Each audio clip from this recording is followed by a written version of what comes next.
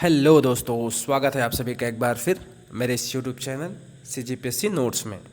दोस्तों, पिछले वीडियो में हमने छत्तीसगढ़ में हुए प्रमुख जंगल सत्याग्रह के बारे में पढ़े थे, जो कि एग्ज़ाम के पॉइंट ऑफ व्यू से बहुत ही इम्पॉर्टेंट है। 2 से 3 क्वेश्चन हर बार एग्ज़ाम में पूछे जाते हैं। अगर आपने अभी तक मेरा वह वीडियो नहीं देखा तो नीचे डिस्क्रिप्शन में वीडियो का लिंक दिया गया है, आप जाके देख सकते हैं। तथा आज का टॉपिक है छत्तीसगढ़ में मजदूर आंदोलन। तो चलिए देखते हैं कि प्रथम मजदूर आंदोलन में क्या क्या घटनाएं हुई थी। तो प्रथम मजदूर आंदोलन 1919 से 1920 के बीच में हुआ था, जिसके प्रमुख ठाकुर प्यारेलाल सिंह हैं, जो कि स्थान है राजनांदगांव में हुआ था। जिसका प्रमुख कारण था बंगाल नागपुर कॉटन मिल के मजदूरों को प्रतिदिन 12 से 13 घंटे काम कराया जाता था तथा उस काम कराने के बदले उनको कम वेतन दिया जाता था, जिसके विरुद्ध में मजदूरों ने 37 दिन तक हड़ताल किया था तथा ठाकुर प्यारेलाल सिंह के नेतृत्व में यह मजदूर आंदोलन सफल हुआ था। तो दोस्तों, प्रथम मजदूर आंदोलन के बारे में इतना ही तथा प्रथम मजदूर आंदोलन के बारे में एग्ज़ाम में डेट याद रखिएगा 1919 से 1920 तथा इसके प्रमुख नेता हैं ठाकुर प्यारेलाल सिंह, स्थान है राजनांदगांव तथा यह हड़ताल 37 दिन चला था, जो कि छत्तीसगढ़ का पहला व सबसे लंबा दिन हड़ताल चला था, जो कि एक सफल आंदोलन है। तो प्रथम मजदूर आंदोलन से एग्ज़ाम में इतने ही प्रश्न पूछे जाएंगे। दोस्तों, उसके बाद द्वितीय मजदूर आंदोलन हुआ 1924 में, जिसके अंतर्गत मजदूरों ने ठाकुर प्यारेलाल सिंह के नेतृत्व में दोबारा आंदोलन शुरू कर दिया, जिसके अंतर्गत मजदूरों को गिरफ्तार कर लिया गया। ठाकुर प्यारेलाल सिंह मजदूरों का आत्मबल बढ़ाने के लिए एक भोज का आयोजन किया, जिसमें प्रशासन के एक सिपाही द्वारा बर्तनों को जूते से ठोकर मारने की घटना मिलती है, जिसके कारण मजदूर बहुत ही उत्तेजित हो उठते हैं। उसके बाद उसका शिकायत जो है प्रशासन के अधिकारियों से करते हैं तथा जब मजदूर वापस लौट रहे थे तो अंग्रेज़ों प्रशासन का ही एक आदमी, जिसका नाम है गंगाधर राव, को एक मजदूर ने थप्पड़ मार दिया, जिसके कारण मजदूरों को पुलिसों ने गिरफ्तार कर लिया तथा उन पर मारपीट का चार्ज लगा दिया, जिसके कारण जो है ठाकुर प्यारेलाल सिंह को राजनांदगांव से बाहर कर दिया गया था। तो द्वितीय मजदूर आंदोलन में इतना ही, जो कि 1924 को यह शुरू किया गया था। ठाकुर प्यारेलाल सिंह को द्वितीय मजदूर आंदोलन के अंतर्गत राजनांदगांव रियासत से बाहर कर दिया गया था। तो द्वितीय मजदूर आंदोलन में बस इतना ही क्वेश्चन पूछे जा सकते हैं। दोस्तों, 1937 को तृतीय मजदूर आंदोलन शुरू हुआ, जिसका प्रमुख कारण है मिल प्रबंधकों द्वारा मजदूरों के वेतन में 10% की कटौती कर देना। तो मजदूरों ने रुईकर के नेतृत्व में हड़ताल कर दिया तथा प्रशासन और रुईकर द्वारा एक समझौता हुआ, जिसमें मजदूरों को कोई लाभ नहीं हुआ, जिसके अंतर्गत 600 मजदूर बेरोजगार हो गए।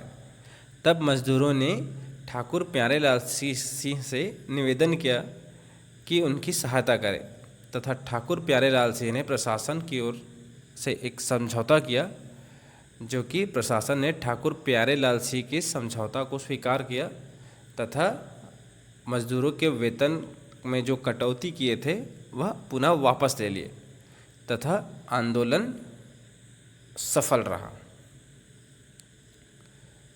तो दोस्तों, तृतीय मजदूर आंदोलन जो कि 1937 में हुआ था, जिसके नेतृत्व रुईकर और सहायता में ठाकुर प्यारेलाल सिंह किए थे, तो याद रखिएगा एग्ज़ाम में पूछा जा चुका है।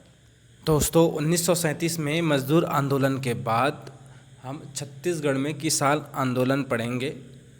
चूँकि छत्तीसगढ़ आरंभ में से ही एक कृषि प्रधान क्षेत्र रहा है, यहाँ की समस्या मूलतः किसानों से ही संबंधित रही है, जो कि कंडेल ग्राम नहर सत्याग्रह भी एक किसान आंदोलन था जो कि 1920 में हुआ था, जिसमें पंडित सुंदरलाल शर्मा के नेतृत्व में सफलता प्राप्त की गई थी।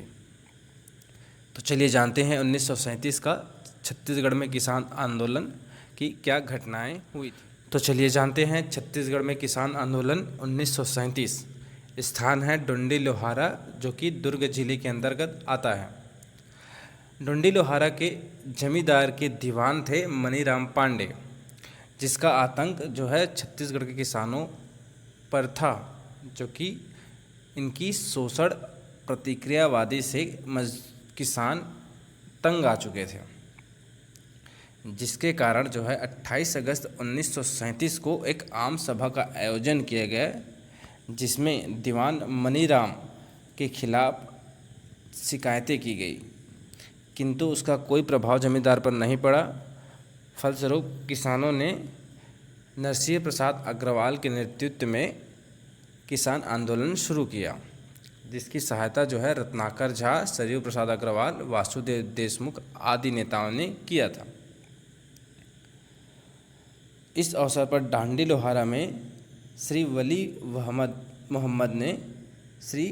मोहम्मद ने सत्याग्रह आरंभ किया, जिसमें 94 व्यक्तियों को गिरफ्तार कर लिया गया था।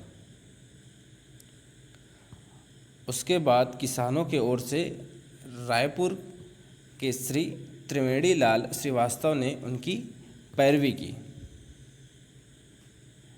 तथा उनकी सहायता के लिए नागपुर के बैरिस्टर श्री जगत धार ने भी किसानों की सहायता की थी।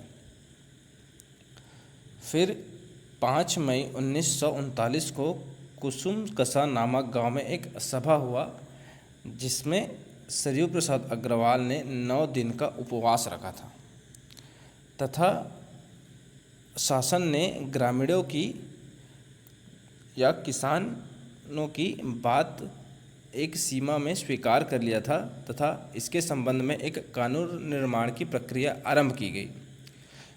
तो लगभग यह किसान आंदोलन सफल हुआ।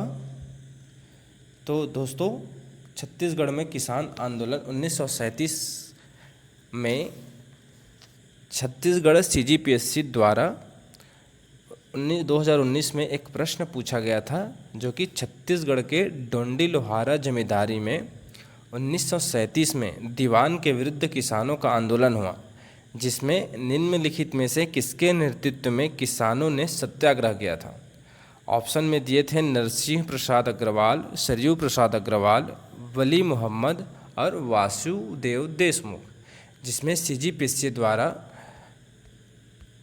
सरयू प्रसाद अग्रवाल को आंसर लिया गया है। तो याद रखिएगा, 1937 के डोंडी लोहारा जमींदारी के प्रमुख नेतृत्वकर्ता हैं सरयू प्रसाद अग्रवाल। तो छत्तीसगढ़ के किसान आंदोलन 1937 में इतना ही। उसके बाद छुई खदान का आंदोलन होता है 1938 में। छुई खदान जमींदारी में किसानों ने 1938 में कर ना पटाओ आंदोलन आरंभ किया गया था। तो इसके बाद छत्तीसगढ़ में किसान आंदोलन समाप्त होता है। तो छत्तीसगढ़ के किसान आंदोलन से भी प्रश्न पूछे जाते हैं, तो याद रखिएगा। अगर मेरा यह वीडियो आपको अच्छा लगे तो लाइक, कमेंट, शेयर और सब्सक्राइब जरूर करें। धन्यवाद। जय छत्तीसगढ़।